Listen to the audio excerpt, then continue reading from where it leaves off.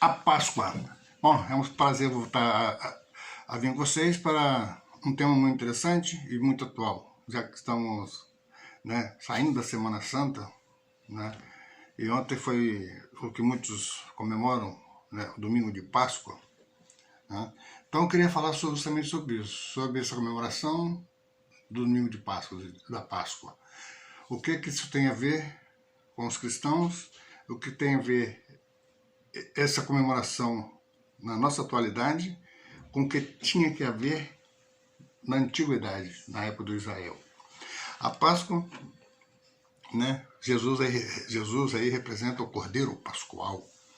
João, né, quando viu Jesus chegando, João pôde dizer: o Cordeiro que tira pecados do mundo.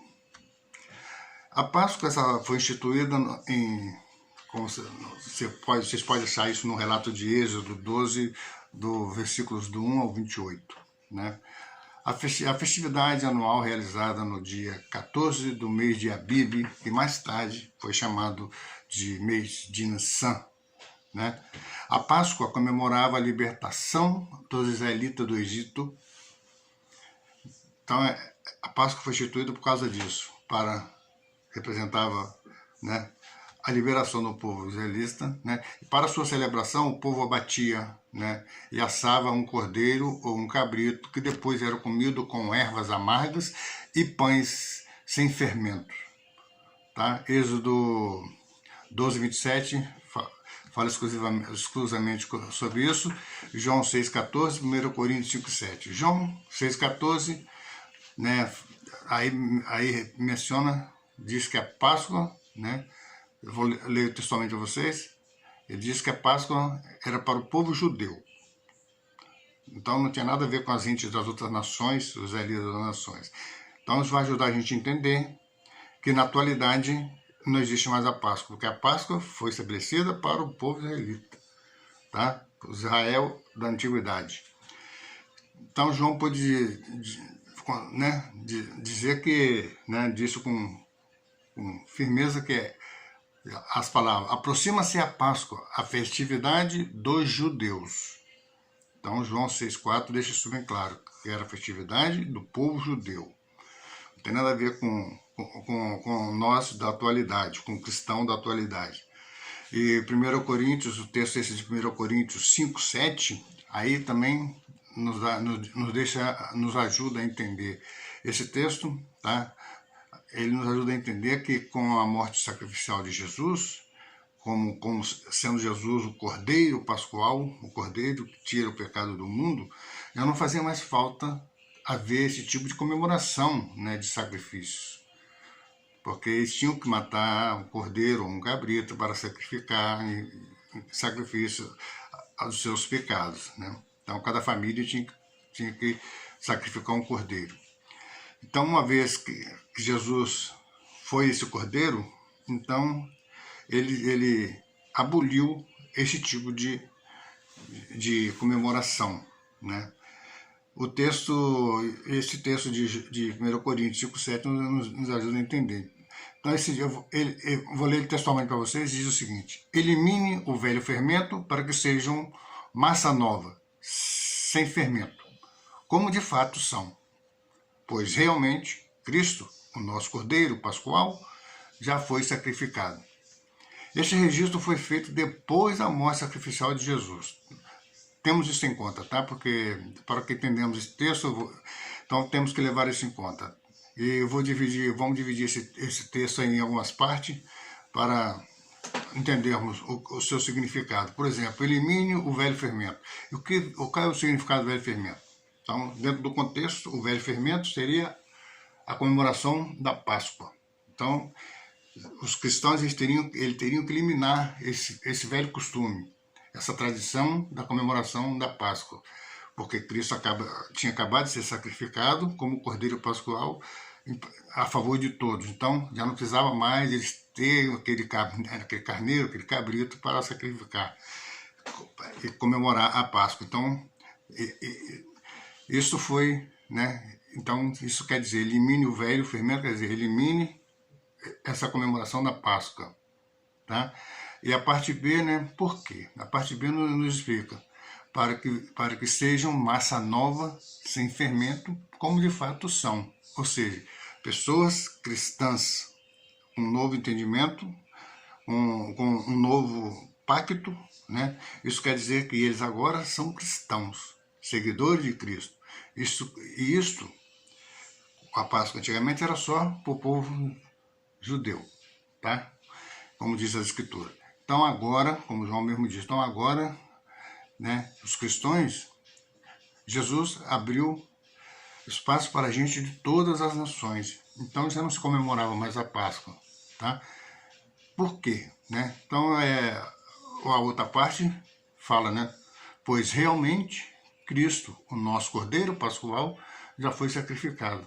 Então, já foi sacrificado a favor de todo mundo. Então, já não precisava mais ter essa comemoração da Páscoa, porque Cristo já foi a oferenda para toda essa Páscoa. Então, já não existe mais a Páscoa. Então, agora, né, de acordo com o novo pacto relatado em 1 Coríntios, capítulo 11, versículo 25 e 26, com o sacrifício do Cordeiro, então estaria aberta a porta para a gente de todas as nações. Por isso João, né, no capítulo 1, versículo 29, pôde dizer: vejam o Cordeiro de Deus que tira o pecado do mundo. Agora, né, esse sacrifício, já ninguém mais precisa fazer isso, esse tipo de sacrifício. Então foi abolido. E o que ficou então no lugar? Então, essa proclamação, né, ou comemoração, ou refeição noturna, tá?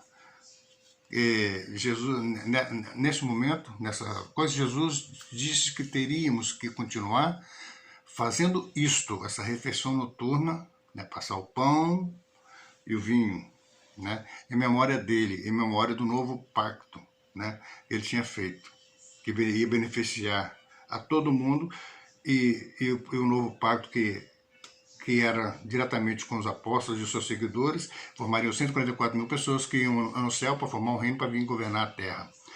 Apocalipse 14, do 1 ao 3, fala sobre isso, e Apocalipse 5, 9 e 10 diz que esse reino, esses comprados, que está em Apocalipse 14, do 1 ao 3, esses comprados aí, formariam um reino com Jesus, que está relacionado em Apocalipse 5, 9 e 10, e esse reino vinha para governar a terra. Isso está de acordo com a profecia de Daniel 2,44. Vocês podem pesquisar aí, que também fala sobre esse reino. Esse reino viria para destruir todos os reinos, e Deus implantaria um reino, e Jesus seria o rei desse reino. Então Daniel 2,44, a profecia dele, fala sobre isso. Então, espero que tenha ficado claro, né, que Jesus, então, instalou esse novo arrego, né, para que todos os cristãos não mais comemorassem a Páscoa, e sim a sua morte, o dia da sua morte, né, o novo pacto, as vantagens que isso nos ia dar, e que estivéssemos lembrando sempre desse sacrifício que ele fez, para que então já não necessitava mais comemoração da Páscoa. Então ele aboliu isso, e sim colocou em lugar disso, em lugar da Páscoa, a refeição noturna. Espero que vocês tenham entendido. Eu tenho um estudo aqui que eu vou ler muito rapidamente para vocês, que fala sobre qual é a origem da Páscoa, da cristandade e dos costumes associados com ela. Então, por quê? De onde vem esses costumes que hoje tem do ovo da Páscoa, do coelho da Páscoa, e esse tipo de comemoração hoje? Por que ainda seguem fazendo isso? Por que isso acontece?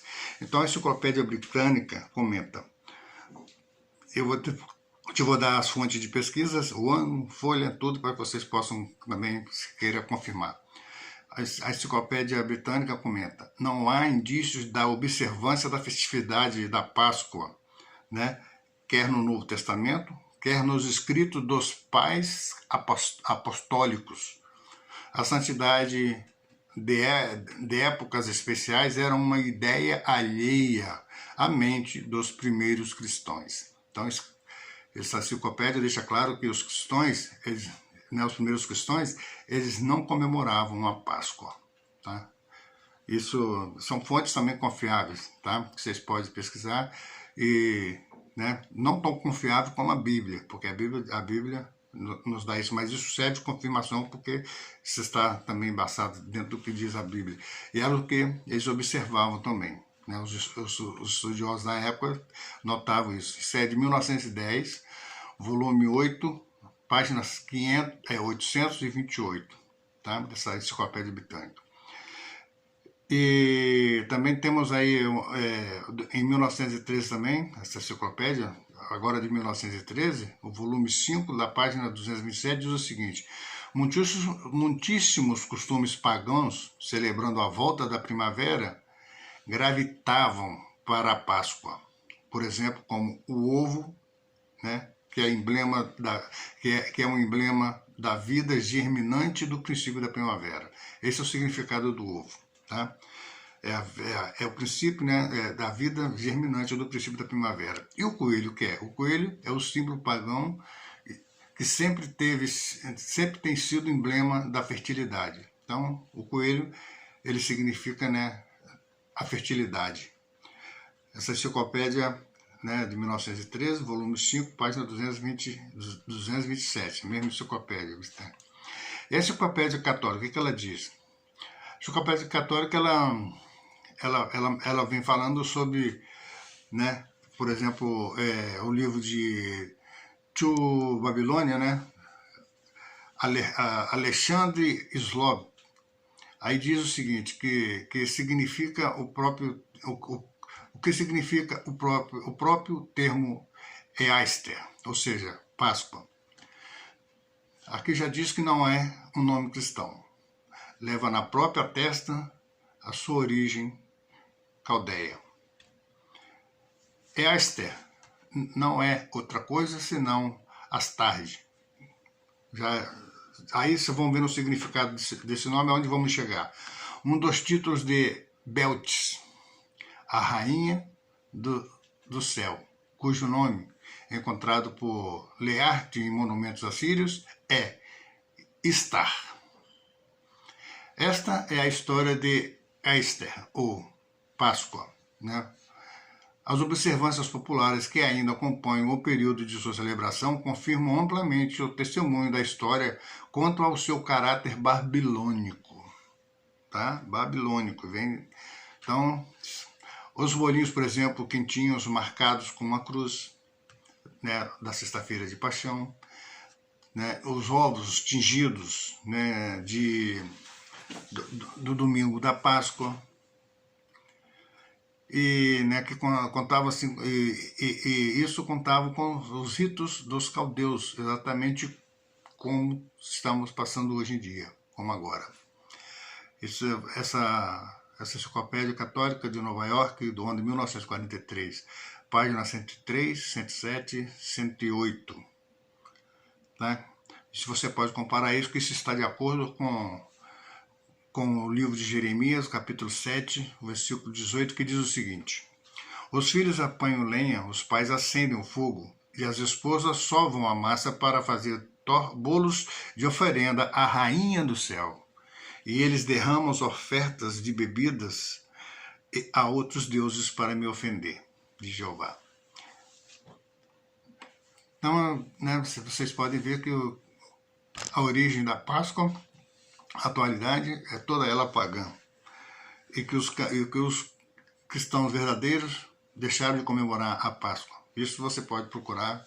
Se você é um cristão, pode pesquisar dentro da Bíblia. Depois da morte de Cristo, não se falou mais na comemoração da Páscoa, e sim da ceia noturna, né, que Jesus pediu que repetíssemos isso em memória dele até sua volta. Então é isso. Então vamos ter muito cuidado com isso, e vocês possam ter desfrutado desse aprendizado e que possam colocar em prática e investigue e chegue à sua própria conclusão. Ok? Perdoe-me por qualquer coisa, não é intenção de ofender, mas sim de trazer um aviso para vocês, né? Que estamos passando por um momento muito difícil e a nossa vida depende de um conhecimento exato da verdade. Até a próxima. Muito obrigado.